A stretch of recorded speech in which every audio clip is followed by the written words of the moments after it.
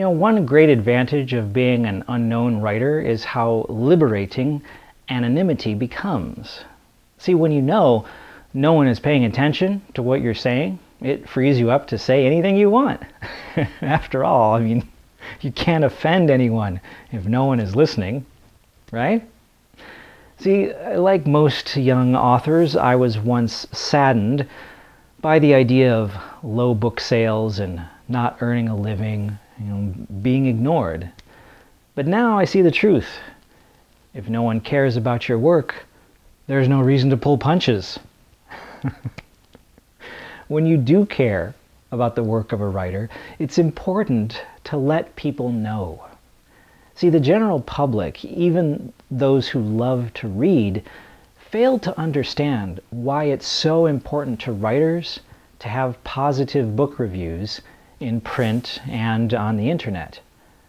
Unfortunately, many readers mistakenly presume it's just for ego, right? Like, you think authors want you to write a fabulous review just so that author can feel good about themselves. Well, maybe some authors are like that, but for most of us, that's not it. That's not the motive at all. The reason we need positive reviews is so we can maintain a career and write more books. See, for those striving to make a living as writers, that will obviously never happen if no one buys the things we write. Plain and simple. We have to sell our work. We have to make money with our writing. We can't hand our landlord a stack of short stories instead of a check. So how do we assure that people will actually buy our stories? Well, no matter what anyone in marketing or advertising tells you, the absolute best publicity for books and movies and theatrical performances and albums still remains word of mouth. It's not about advertisements in magazines or hits on websites or television commercials or billboards. After thousands of years, the greatest success for all the arts still arises from people talking to people. Friends telling friends to go check out that new record, go see that play, watch that movie, or buy that book. In December of 2013, I received a fan letter for my novel, The Gothic Rainbow, that read, quote, "I found that it was the best book I have read all year. I have read quite a few this year, from Neil Gaiman to Stephen King, and I often feel that their work is sensationalist tripe with great marketing. However, with Gothic Rainbow, it really lived up to my expectations, and then some.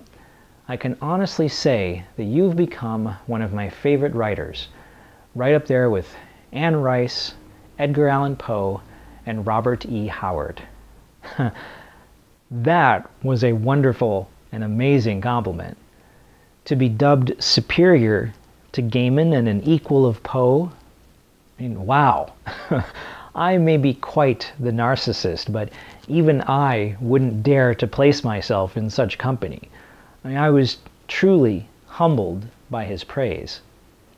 But if the author of that fan letter never posts a review in public, how would you ever know that my readers react so passionately to my work?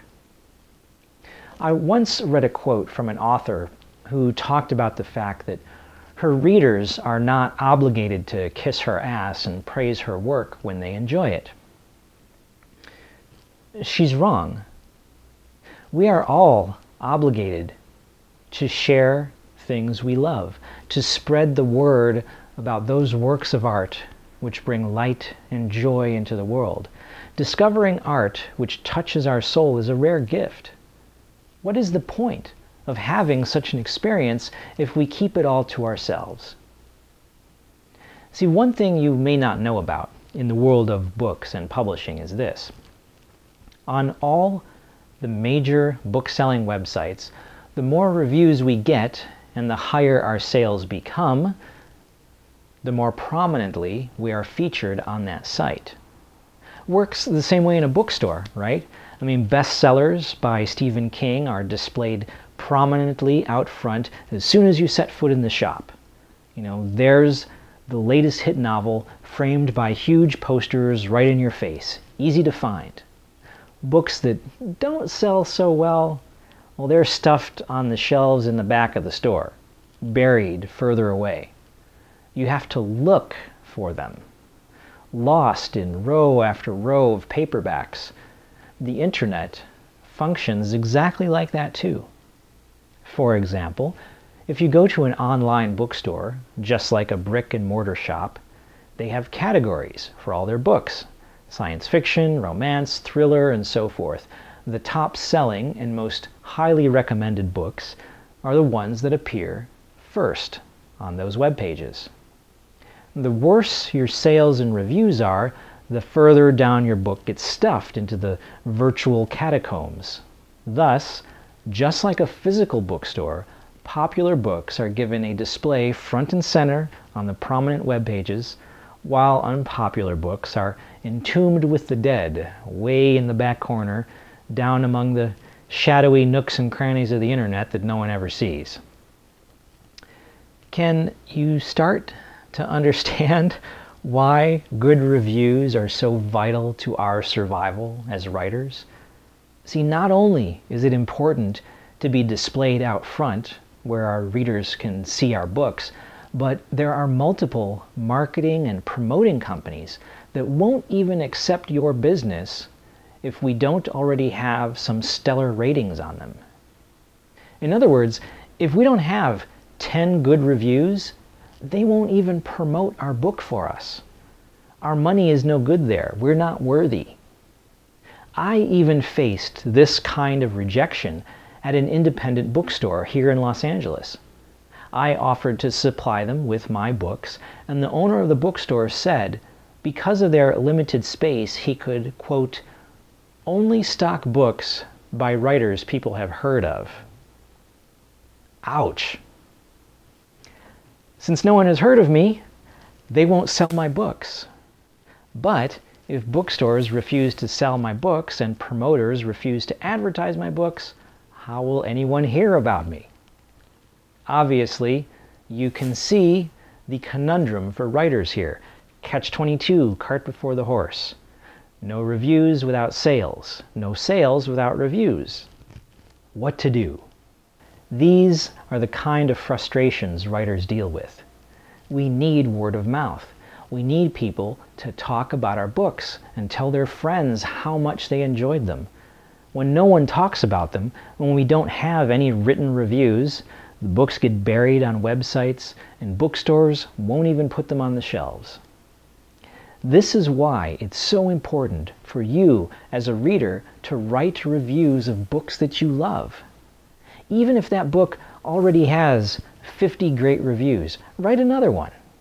Everything you do to help get the word out there, to help keep the dialogue going, is helpful.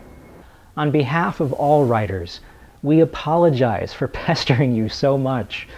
We're sorry that we constantly ask you to pen a wee testimonial, as Dr. Hammond said at Jurassic Park. That was a bad Dr. Hammond imitation, wasn't it? We're sorry that we constantly ask you to be sure to tell your friends that you enjoyed the book. You have to understand, though, we need you. We need you to write those reviews. We need you to tell your friends. Not because of ego. No. We need you to tell your friends and write the reviews so we can keep paying the rent. We need you to help us and write those reviews so we can keep food on the table. Without you, dear readers, everything we create, all that we have made, which you loved so dearly, will be lost. As a writer, I merely create the dream. As a reader, you are the one who keeps the dream alive. You and you alone can make a difference. And now that I've appealed to your emotions, or at least attempted to, let me do something I shouldn't do. This is something no marketing expert would ever condone. Let me go over the math. Wait, please, hear me out. I'll make it quick, okay?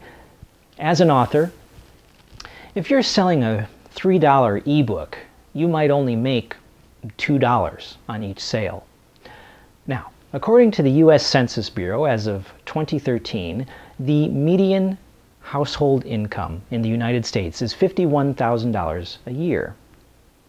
Now, at a profit of $2 per book, that means a writer has to sell 70 books per day, 365 days a year, to earn the same living as the average American. That's over 25,000 books a year. Now, how many authors do you think are selling 70 books every single day? Hell, I've never even sold 70 books in a year, let alone 70 a day. So, next time you read a book and really enjoy it, take the time to post some reviews, write a paragraph or two, and copy it onto a few different websites. Stick it up on Amazon and Goodreads and Barnes & Noble and whatever other websites you can think of.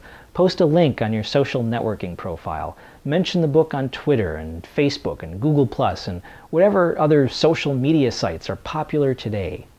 Word of mouth is everything. Tell the world what you think. You may feel your opinion doesn't matter, but for some of us, our future is in your hands, and your opinion can change the world. Thank you so much for watching, and until next time, keep speaking English, America.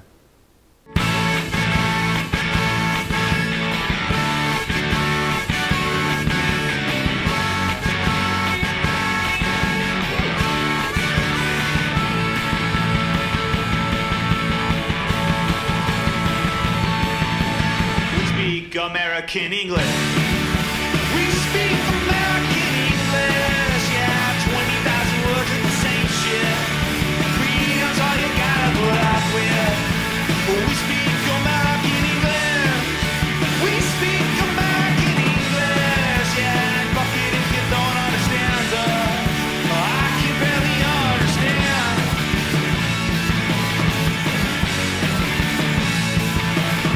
But everybody's looking toward